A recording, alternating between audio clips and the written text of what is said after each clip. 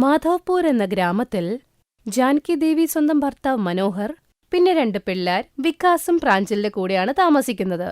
കുറച്ചു കഴിഞ്ഞപ്പോൾ മൂത്ത മകൻ വികാസിന്റെ കല്യാണം പാവപ്പെട്ട വീട്ടിലെ അനിത എന്ന പെൺകുട്ടിയുമായി നടത്തി. കുറച്ചു കഴിഞ്ഞപ്പോ മനോഹറിന്റെ അസുഖം കൂടിക്കൂടി വന്ന് കിടപ്പിലായി പോയി.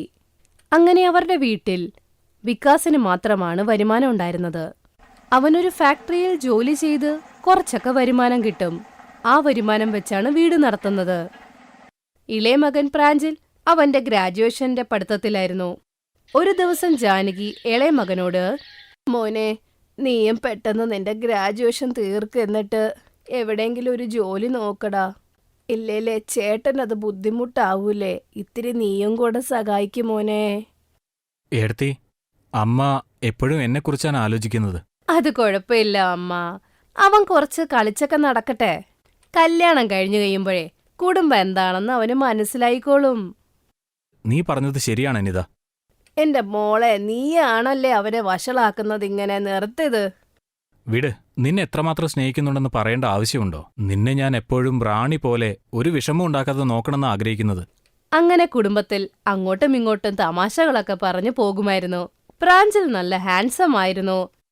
അങ്ങനെ ഇരിക്കവേ ഒരു ദിവസം മാധവ്പൂരിലെ പൈസയുള്ള ഒരാളുടെ മോളുടെ കല്യാണമായിരുന്നു. ആ കല്യാണത്തിൽ വലിയൊരു ബിസിനസ്മാനിന്റെ മകളായ അനുഷ്കയും ഉണ്ടായിരുന്നു. പ്രാഞ്ചൽ കുടുംബവുമായി ആ കല്യാണത്തിന് പോയ ആ ദിവസം പ്രാഞ്ചലിനെ കണ്ട് അനുഷ്കയുടെ ബോധമങ്ങ് പോയി. വാവ്, എടാ നോക്ക്, എന്ത് ഹാൻസമാ. ഞാൻ ഇന്ത്യ മുഴുവൻ ചുറ്റിയതല്ലേ, ഫോറിൻ കൺട്രി വരെ ചുറ്റിയതാ, പക്ഷെ ഇത്ര ഹാൻസം പയ്യനെ ഞാൻ കണ്ടിട്ടില്ല ഇതുവരെ. ഓ, അവനോ? അവൻ എന്റെ കോളേജിൽ പഠിക്കുന്ന പ്രാഞ്ചലാണ്. കോളേജിലെ എല്ലാ പെൺകുട്ടികളും അവന്റെ പുറകെയാ. ഓ, അങ്ങനെയാണോ പ്രാഞ്ചൽ? എന്റെ കയ്യിൽ നിന്ന് നിന്നെ ആരും എടുക്കാൻ പോകുന്നില്ല. അനുഷ്കയ്ക്ക് പ്രാഞ്ചലിനെ ഒറ്റ നോട്ടത്തിൽ അങ്ങ് ഇഷ്ടമായി. അവൾ വീട്ടിൽ വന്നിട്ട് അച്ഛനും അമ്മോടും പ്രാഞ്ചലിനെ വിവാഹം ചെയ്യണമെന്ന് വാശി പിടിക്കും. പക്ഷെ മോളെ, അവൻ നമ്മുടെ സ്റ്റാൻഡേർഡിലല്ല ഉള്ളത്. ജീവിതത്തിൽ ഒരിക്കലും നിനക്ക് സന്തോഷം കണ്ടെത്താൻ കഴിയില്ല. അതാലോചിച്ചാ മതി. അനുഷ്കയുടെ അച്ഛനും അമ്മയും അവളെ ഒരുപാട് പറഞ്ഞു മനസ്സിലാക്കാൻ നോക്കും. പക്ഷേ ഒരൊറ്റ മകളായതുകൊണ്ട് തന്നെ ചെറുപ്പം തൊട്ടേ അവളുടെ ആഗ്രഹം അവര് സാധിച്ചു കൊടുക്കാറുണ്ട്. അതുകൊണ്ട് ഇപ്രാവശ്യവും തലകുനിക്കേണ്ടി വന്നു അച്ഛനും അമ്മയ്ക്കും.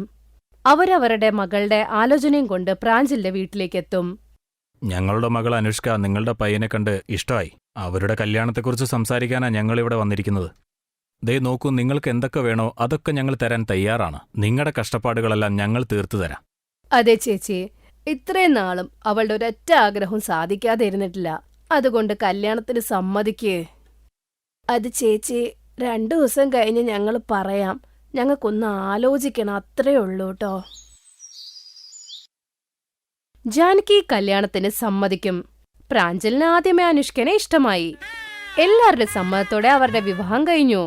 പക്ഷെ പണക്കാരിയായ മരുമകൾ പാവപ്പെട്ട വീട്ടിൽ വന്നപ്പോ അവളുടെ പരാതികൾ തുടങ്ങി. ചേട്ടത്തി അമ്മേനെ അവൾ ഒരു വേലക്കാരിയായിട്ടാണ് കണ്ടത്. ചേട്ടത്തി, എനിക്ക് ദാഹിക്കുന്നു, ചെന്ന് എനിക്കൊരു ഗ്ലാസ് വെള്ളം എടുത്തു തരുവോ? ഓഹോ, എന്ത് ചൂടാ. ഈ കൂളർ ഏത് കാലത്തെയാണോ എന്തോ ഒരു പിടിയില്ല. അനുഷ്ക, ഞാൻ നിനക്ക് വേണ്ടി തണുത്തത് കൊണ്ടുവരാം. ഇത്തിരി ആശ്വാസം നിനക്ക് കിട്ടും. ഓ, ഈ ചൂട് കാരണം എന്റെ അവസ്ഥ. ഓഹ്, എന്റെ വീട്ടിലാണ് എന്റെ മുറിയിൽ 2 AC ഉണ്ടായിരുന്നു. ഇവിടെ അമ്മ, എനിക്ക് ഇത്തിരി വീശി തരാമോ? അനുഷ്കയുടെ വീട്ടിൽ നിന്നും ഒരുപാട് സാധനങ്ങൾ വന്ന് കണ്ടപ്പോ ജാനകിക്ക് ആർത്തിയായി. അതുകൊണ്ട് ഒന്നും പറയാതെ തന്നെ അവക്ക് വീശി കൊടുക്കാൻ തുടങ്ങി. അങ്ങനെ പ്രാഞ്ചലിന്റെ പഠിത്തവും തീർന്നു. അങ്ങനെ ഒരു ഫാക്ടറിയിൽ സൂപ്പർവൈസറിന്റെ ജോലി കിട്ടി. അങ്ങനെ അനുഷ്കയുടെ കല്യാണം കഴിഞ്ഞ് 6 മാസമാകും. പക്ഷെ ഇതുവരെ അടുക്കളയുടെ പടി അവൾ ചവിട്ടിയിട്ടില്ല. പിന്നീട് ഒരു ദിവസം പെട്ടെന്ന് അനുഷ്കയുടെ അച്ഛന് പ്രശ്നങ്ങൾ തുടങ്ങി. ഒരു ദിവസം ഫാക്ടറിയിൽ അങ്ങനെ തീ പിടിച്ച് എല്ലാ സാധനങ്ങളും നശിച്ചു പോയിരുന്നു. പുതിയ കമ്പനി തുടങ്ങാൻ വേണ്ടി ലോൺ വാങ്ങിച്ചിരുന്നു. ആ ലോൺ അടച്ചു തീർക്കാൻ ഉള്ളതെല്ലാം വിറ്റ് പെറുക്കേണ്ടി വന്നു. വീട് പോലും അവർക്ക് വിൽക്കേണ്ട അവസ്ഥ വന്നു. അങ്ങനെ ദാരിദ്ര്യമായി. പ്രാഞ്ചൽ അങ്ങനെ അവരെ വീട്ടിൽ കൊണ്ടുവന്നു. പക്ഷെ അച്ഛ, ഇതൊക്കെ എങ്ങനെ സംഭവിച്ചത്? നിങ്ങൾ ഇനി എവിടെ താമസിക്കും? പ്രാഞ്ചൽ, ഈ വീട് ഭയങ്കര ചെറുതാ, ഗസ്റ്റ് റൂം പോലും ഇല്ല. നീ വിഷമിക്കണ്ട മോളെ, ഞങ്ങൾ നിനക്ക് വേണ്ടി അഡ്ജസ്റ്റ് ചെയ്തോളാം. അപ്പോ അനീത പറയും, ഇല്ല അങ്കിൾ ആന്റി, ഈ വീട് നിങ്ങളുടെയും കൂടെയാ. നിങ്ങൾ ഇവിടുന്ന് എവിടെയും പോവില്ല. താമസിക്കുന്ന കാര്യമാണെങ്കിൽ എന്റെ മുറിയിൽ താമസിച്ചോളൂ. ഞാനും വികാസും ഹോളിൽ കിടന്നോളാം. കുറച്ച് പൈസയൊക്കെ ആയിട്ടേ നമുക്കൊരു മുറിയും കൂടെ പണിതാ പോരെ? അനുഷ്ക, മനുഷ്യന്റെ മനസ്സ് വലുതായ മതി, വീടല്ല. മനുഷ്യന്റെ മനസ്സ് നന്നായ മതി, എല്ലാം നടക്കും. അനിത മോള് പറയുന്നത് ശരിയാണ് ചേട്ടായി. ഇത് കേൾക്കുമ്പോ അനുഷ്കയ്ക്ക് ഭയങ്കര സങ്കടമാകും. അവള് ചെയ്ത തെറ്റ് അവക്ക് മനസ്സിലാവുകയും ചെയ്യും. സ്വന്തം അച്ഛനും അമ്മയ്ക്കും വേണ്ടി ചേട്ടത്തി ചെയ്ത ഈ ഒരു കാര്യം അതോർത്ത് അവൾക്ക് ഒരുപാട് അഭിമാനം തോന്നും. അവൾ അവളുടെ ചേട്ടത്തിയോട് ക്ഷമ ചോദിച്ചു പറയും, എന്നോട് ക്ഷമിക്കണം ചേട്ടത്തി, ഞാൻ ചേട്ടത്തിനെ എപ്പോഴും വിഷമിപ്പിച്ചിട്ടേയുള്ളൂ. എന്നിട്ടും എന്റെ അച്ഛനും അമ്മോടും എന്ത് നന്നായിട്ടാണ് പെരുമാറിയത്. ഐ എം റിയലി സോറി ചേട്ടത്തി. ഒരു കുഴപ്പമില്ല അനുഷ്ക, നീ എനിക്ക് കുഞ്ഞു പെങ്ങളെ പോലെയാ. നിന്റെ അച്ഛനും അമ്മയും എന്റെ അച്ഛനും അമ്മയും കൂടെ അല്ലേ? അങ്ങനെ രണ്ടുപേരും സന്തോഷത്തോടെ ഒരു വഴക്കുമില്ലാണ്ട് ഒരു വീട്ടിൽ തന്നെ ജീവിക്കാൻ തുടങ്ങി.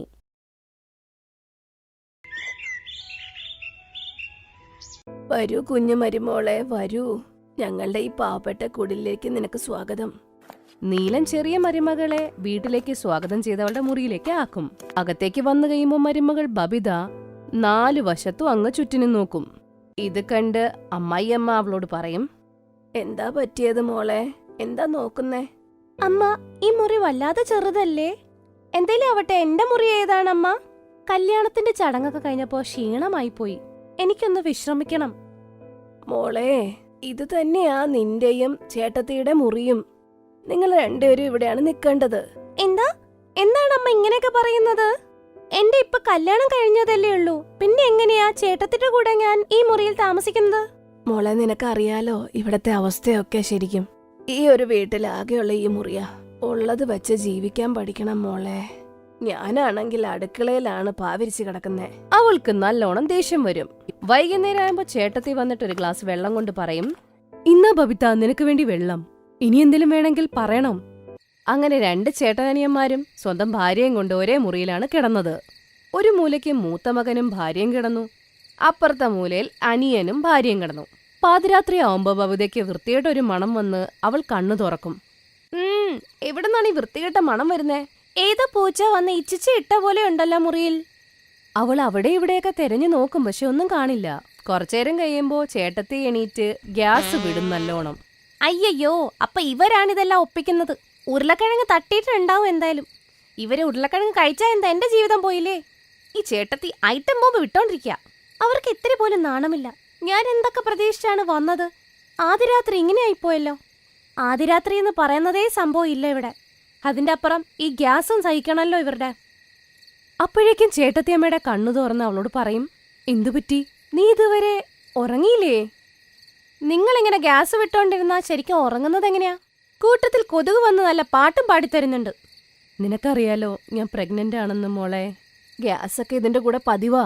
കിടന്ന് ഉറങ്ങിക്കോ, രാവിലെ എണീക്കണം. ബബിത തലയെഴുത്തെന്ന് പറഞ്ഞ അവിടെ അങ്ങ് കിടന്നുറങ്ങും. അടുത്ത ദിവസം മുഖം കാണുന്ന ചടങ്ങായിരുന്നു ബബിതയുടെ. അയൽവക്കത്തെ ആൾക്കാർ വരും. അല്ലയോ, മരുമകളെ കാണാൻ എന്തു ഭംഗിയാണ്. ഇളയ മരുമകളെ മൂത്ത മരുമകളെ പോലെ വിശേഷമൊക്കെ ആക്ക്, ഞങ്ങൾക്ക് സന്തോഷം വരട്ടേന്നേ. ആ, വിശേഷം വേണം അത്രേ. കല്യാണത്തിന്റെ ദിവസം തന്നെ ചേട്ടത്തിയുടെയും ചേട്ടന്റെ കൂടെയാണ് കിടന്നുറക്കം. പിന്നെ എങ്ങനെയാ? അതിന്റെ കൂട്ടത്തിൽ ഇവർക്ക് സന്തോഷ വാർത്ത കേൾക്കണം. പ്രൈവസി എന്ന് പറയുന്ന ഒരു കാര്യം ഇവിടെ ഇല്ല. അങ്ങനെ ഒരുപാട് ദിവസങ്ങളായി. അങ്ങനെ മൂത്ത മരുമകൾ സ്വന്തം അമ്മയോട് ഫോണിൽ സംസാരിക്കുന്നു. അപ്പുറത്ത് ബബിത സ്വന്തം ചേച്ചിയോട് സംസാരിക്കുകയായിരുന്നു. പക്ഷെ ഒരേ മുറിയിലിരുന്ന് 2 പേരും കൂടെ സംസാരിക്കുമ്പോൾ ശരിക്കും അങ്ങ് സംസാരിക്കാൻ പറ്റിയില്ല. അയ്യോ, ഇതെന്ത് കഷ്ടമാ. ഇനിയിപ്പോ ഫോണിൽ സംസാരിക്കാൻ പറ്റില്ല ഇവിടെ. അത്രയും ബുദ്ധിമുട്ടാണെങ്കിൽ ആ മുറ്റത്ത് പോയിട്ട് ഫോൺ വിളിച്ചാ പോരെ നിനക്ക്? ഞാൻ എന്തിനാ പോകുന്നത്? നിങ്ങള് വെയിലത്ത് പോയിട്ടിരുന്ന് സംസാരിച്ചോ എന്തായാലും. അയ്യോ, നിന്നോട് പറഞ്ഞിട്ട് ഒരു കാര്യമില്ല. ഇത് പറഞ്ഞ് ചേട്ടത്തി അമ്മ അടുക്കളയിലോട്ട് ആഹാരം ഉണ്ടാക്കാൻ പോകും. കുറച്ചേരം കഴിഞ്ഞ് വൈകുന്നേരം വരുമ്പോ മുറിയില് സാധനങ്ങൾ മുഴുവൻ അവിടെ ഇവിടെ എല്ലാം കുളമായിട്ട് കിടക്കുന്നു. എന്താ ബബിത ഇത് കാണുന്നേ? മുറി മുഴുവനും കോലം കെട്ടു. ഈ നനഞ്ഞ തുണി എന്തിനാ എന്റെ ബെഡിലിട്ടത്? പിന്നെ ഈ തുണി എന്തിനാ ഇങ്ങനെ വെച്ചേക്കുന്നത്? ചേട്ടത്തി, മറക്കണ്ട, ഇത് നിങ്ങളുടെ മാത്രമല്ല എന്റെ മുറിയും കൂടിയാണ് കേട്ടോ. പിന്നെ എന്റെ മുറിയിൽ എങ്ങനെ താമസിക്കണം എന്നെ ആരും പഠിപ്പിക്കാൻ വരണ്ട.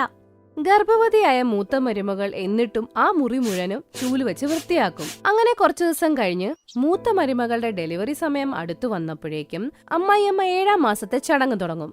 അതിനുവേണ്ടി അനിത കണ്ണാടിയുടെ മുമ്പിലിരുന്ന് ഒരുങ്ങുകയായിരുന്നു. അത് കണ്ട് ബബിത അവളോട് പറയും, ചേട്ടത്തിയുടെ ഒരുക്കം കഴിഞ്ഞെങ്കിൽ ഒന്ന് കണ്ണാടിന് മുമ്പിൽ നിന്ന് മാറുമോ? എനിക്ക് ഒരുങ്ങണം. അതെ, ഇന്ന് ചടങ്ങ് നിന്റേതല്ല, എന്റേതാണ് ശരിക്കും. നീ പിന്നീട് ഒരുങ്ങ്. അയ്യോ, എന്ത് കഷ്ടമായി. ഈ വീട്ടിലേക്ക് വന്നപ്പോഴേക്ക് ഒരു മുറി, ഒരു കണ്ണാടി, ഒരു ബാത്റൂം എല്ലാം ഉപയോഗിക്കണം. എല്ലാത്തിനും ഒരെണ്ണേ ഉള്ളൂ. ഇനി എത്ര നാളും ഞാൻ ഇതുപോലെ കോംപ്രമൈസ് ചെയ്യേണ്ടി വരുമോ എന്തോ. അതെ, ഞാൻ എന്താ സുഖിച്ചാണോ ഇവിടെ ജീവിക്കുന്നേ? ആദ്യമൊക്കെ ഞാൻ എന്ത് സുഖമായിട്ടാ ഈ മുറിയിൽ ജീവിച്ചേ. നീ വന്നതിനു ശേഷം ഈ മുറിയുടെ കോലമേ കെട്ടു. ദിവസം മുഴുവനും ചീത്തയാക്കി വെക്കും. നീ താമസിക്കുന്നുണ്ട് ഈ മുറിയിൽ, പക്ഷെ വൃത്തിയാക്കുന്നത് ഞാനാ. അങ്ങനെയാണോ? അപ്പൊ ഇത് നിങ്ങളുടെ മുറി മാത്രാ? നിങ്ങൾക്ക് എത്ര അവകാശമുണ്ടോ അത്രയും എനിക്കുമുണ്ട്. രണ്ടുപേരും അങ്ങോട്ടും ഇങ്ങോട്ടും വിട്ടുകൊടുക്കാതെ സംസാരിച്ച് അങ്ങേറ്റം വഴക്കാകും. വഴക്കിന്റെ ഇടയ്ക്ക് ബബിത വന്നിട്ട് അനിതേനെ അങ്ങ് ഉന്തും.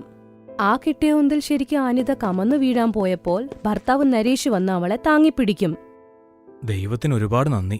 നീ വീണില്ലല്ലോ. വീണാൽ അനർത്ഥങ്ങൾ ഉണ്ടായനെ. എന്റെ മകൻ വന്ന് അനിതനെ താങ്ങിപ്പിടിച്ചില്ലായിരുന്നെങ്കിൽ എന്റെ കുഞ്ഞു ഭാവയ്ക്ക് എന്തെങ്കിലും സംഭവിച്ചേനല്ലോ. രണ്ടുപേരും സ്വന്തം കാര്യം ആലോചിച്ചില്ലെങ്കിലും ഈ വരാൻ പോണ കുഞ്ഞിനെ കുറിച്ച് ആലോചിക്കണ്ടേ?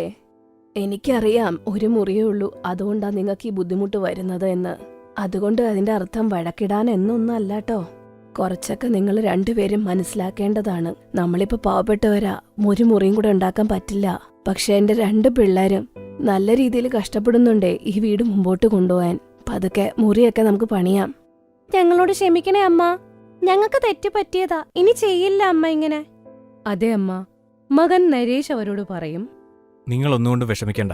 താമസിയാതെ തന്നെ 3 മുറികൾ നിർമ്മിക്കാനുള്ള ഏർപ്പാടുണ്ടാക്കാം. നമ്മൾ വീട് വാങ്ങുന്നതിന് മുൻപായിട്ട് നിങ്ങൾക്കൊരു സർപ്രൈസ് തരാനുണ്ട്. നിങ്ങൾ വിഷമിക്കണ്ട, നമ്മുടെ പ്രശ്നങ്ങളെല്ലാം ഉടൻ തീരും. ഇത് കേട്ട് 3 പേർക്കും ഒരുപാട് സന്തോഷമാകും. ഇപ്പൊ 2 മരുമക്കളും അങ്ങോട്ടും ഇങ്ങോട്ടും നല്ല രീതിയിൽ സംസാരിച്ച് ജീവിക്കുന്നു. ഒരു മുറിയേ ഉള്ളൂ എന്ന് പറയുന്ന വഴക്കോ അവർ തമ്മിലില്ല ഇപ്പം. കുറച്ചു ദിവസം കഴിഞ്ഞപ്പോ അവരുടെ വീട് ശരിയായി. അങ്ങനെ 2 പേരും സുഖമായിട്ട് അവരവരുടെ മുറിയിൽ ജീവിക്കാനും തുടങ്ങി. Thanks for watching.